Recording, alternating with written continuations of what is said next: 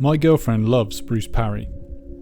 She loves the various TV series he has made where he explores remote parts of the world and integrates himself into the daily lives of various primitive tribes, trying to make sense of them through the lens of a typically English ex-Royal Marine, and in such a way that will have value for a BBC TV watching audience. She invited me to watch an episode with her, and we began to learn about the Sanama tribe living within the area claimed by its government to be known as Venezuela. Their village required a boat journey to be reached by Parry and his camera crew, and despite having some Western touches, most noticeably various clothing items, the Sanama still lived a very basic subsistence lifestyle. They had traditionally been nomadic, moving about in the vast expanse of unspoilt rainforest hunting and gathering, but as their story unfolded, we learned that they had chosen to settle permanently in a location closer to one of the more westernized towns in the area, primarily for the access it gave them to allopathic medicine. They had gradually traded in one sort of existence for another, not entirely by choice, and not without some sacrifice. For example, now settled, they had hunted many of their traditional food animals to near extinction in that part of the forest. As the programme went on, Parry interviewed through a translator many of the inhabitants of the village. Something which leapt out at me immediately was how they spoke of regret at having lost what they saw as a relatively carefree past, and fear of an uncertain future, specifically related to the presence in the area of oil companies which were already jeopardising the local ecosystem. What I realised is that even though these people have little use for money, no jobs as such, no rent to pay, no smartphones, no social media, no daily news broadcasts filling their heads with thoughts of the bogeyman hiding in the closet, they still have just as much background psychological static tormenting them as any typical Westerner. The egoic state of mind and all the burdens that brings is a part of the human condition at this time, whether you live in a grass hut in the jungle or you're the CEO of a multinational bank. But aren't we evolving beyond this mental state as we move into 2020? And surely there must have existed a pre-egoic state from which the human mind grew. There was once, most likely, humanity once had not an ego yet, and that perhaps is captured in the myth which you find in many different cultures that didn't even have contact with each other, the myth of the golden age, when humans lived in harmony with each other and in harmony with nature and life was easy. And that myth points probably to the fact that a long, long time ago humans lived at one-ment in a sense of oneness with nature and the surroundings, and the ego hadn't developed yet.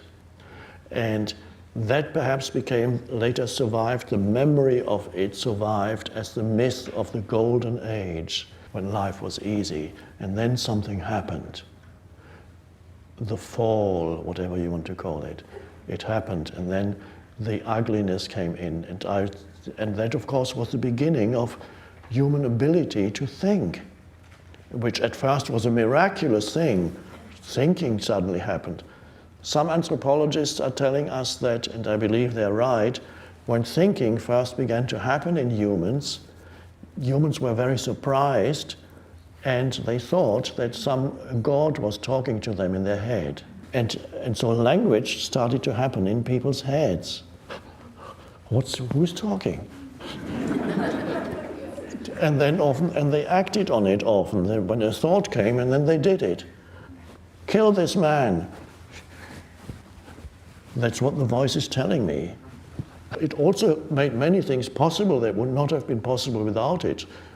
Knowledge arising, you can transmit knowledge, and so how civilization, as we know it, wouldn't happen without that. All these things, conceptual knowledge arising, a miraculous thing, a strange thing, and then over the millennia, the voice became so all-pervasive that it took over people's sense of identity.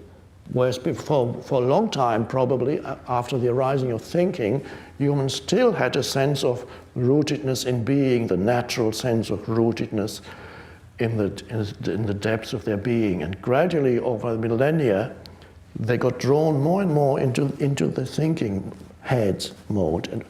And then their whole sense of identity was no longer rooted in the depths of their being, but in the voice in the head.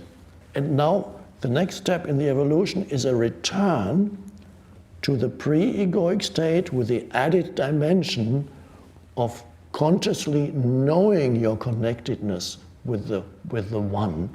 Whereas before, they were connected with the one without even knowing it. It was a natural state of connectedness. But as we return to the ego, go beyond ego, we now knowingly we return to the one consciously, and that's the next stage. So the ancestors of the present-day Sanama tribespeople lived in this mythical pre-egoic golden age, in harmony with their natural surroundings.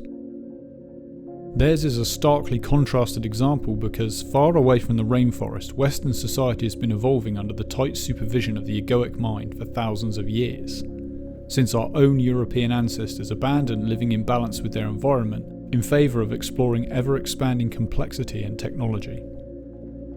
As Europeans spread their influence, driven by their egos, out into the world, they encountered pre-egoic civilizations, and we know how that ended up.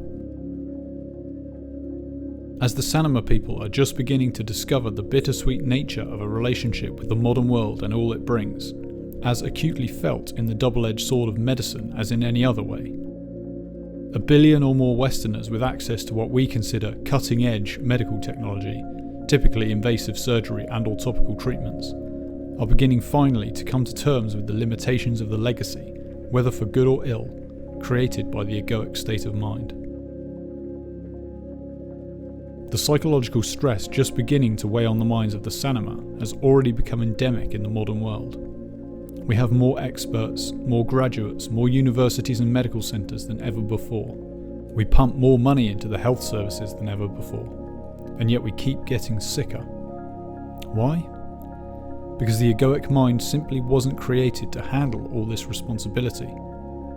It still has an important role to play, but if we keep looking to it to solve all our problems, it will keep giving us the same insurmountable barriers.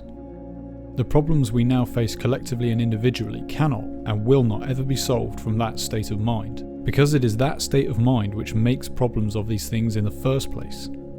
And as we begin to embrace a new golden age, as Eckhart Tolle puts it, a return to the pre-egoic state with the added dimension of consciously knowing your connectedness with the One, we will begin to see these barriers not as insurmountable, but as relics of a bygone age.